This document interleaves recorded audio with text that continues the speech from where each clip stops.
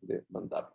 Muy bien. Vamos a empezar, Regina, si fuera tan amable, vamos a empezar a diferenciar qué es la impugnación de un documento y la objeción de un documento, ¿vale? Entonces, un documento público puede ser objetado en cuanto a su contenido y alcance probatorio, ¿vale? Entonces, imaginemos esta parte, imaginemos el ejemplo que estábamos manejando hace un momento. Imaginémonos que yo quiero probar que Camila nació, ¿no? Que Camila nació en el año 2019. Y para acreditar ese hecho, adjunto la copia certificada del acta de matrimonio de sus papás, ¿no? Entonces yo establezco que los papás se casaron en el año 2018 y que por tanto Camila nació en el año 2019. Para acreditar ese hecho de que Camila haya nacido, ofrezco como prueba el acta de matrimonio de los papás, ¿sale? Pero resulta que el acta de matrimonio de los papás es una prueba, es una documental pública, que por sí sola, por Ministerio de Ley, en términos de este sistema de valoración de pruebas, merece valor probatorio pleno, ¿sale? Entonces, lo que voy a hacer yo no es impugnar de falso el documento por supuesto que es válido, es un acta de matrimonio, es un acta emitida por el registro civil o por el oficial del registro civil, que por supuesto que tiene pleno valor probatorio, ¿sale? Lo que no estoy de acuerdo es con el alcance que tiene, es decir, ese documento tiene el alcance de probar el matrimonio, no el nacimiento de Camila. ¿Me explico? Entonces, lo que voy a hacer es la objeción del documento en cuanto a su alcance probatorio. Es decir, solamente alcanza para probar el matrimonio, no alcanza para probar el nacimiento de Camila.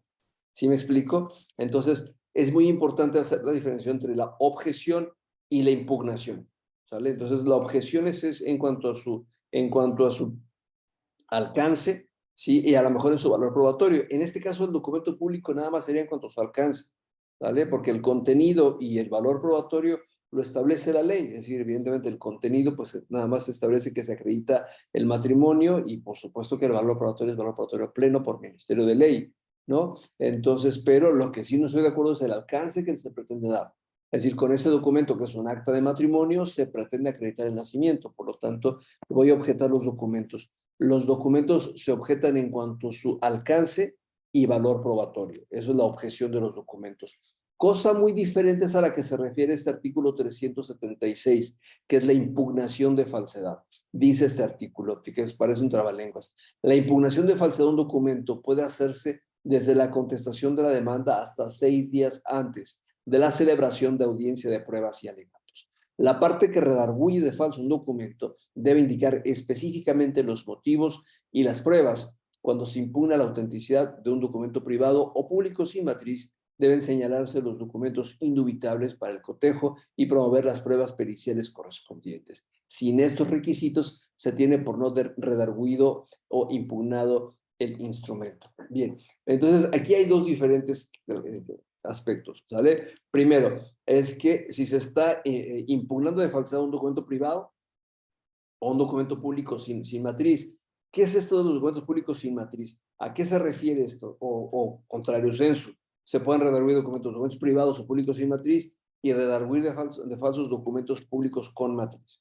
Y hablamos justamente de esto, ¿no? Hablamos de si a esta persona se le ocurre el grave caso o hasta delito de falsificar un documento público, ¿no? Si falsifica un acta de nacimiento, imagínense que de repente a cualquiera de nosotros nos demandan la paternidad o la paternidad de una persona falsificando un acta de nacimiento, ¿sale? Entonces, pues ellos dicen que presentan copia certificada de un acta de nacimiento, alteran una acta de nacimiento, cambian el nombre del padre y me ponen a mí, o cambian el nombre de la madre y la ponen a usted como madre, ¿no? Entonces es un documento falso, efectivamente, pero ese no tiene mayor problema. Como lo que tenemos con lo que nosotros como actas de nacimiento, realmente no son las actas de nacimiento, sino son copias certificadas del acta, porque el acta se encuentra en su matriz, está en los libros del oficial de registro civil, entonces lo podemos contrastar, lo podemos cotejar. ¿Sí? ¿Me explico? Entonces, lo que voy a hacer es decir, ¿sabes qué? Esa acta de nacimiento es falsa, ¿no? ¿Por qué? Porque no existe tal documento y quiero contrastarlo con su original que se encuentra en el libro del registro civil.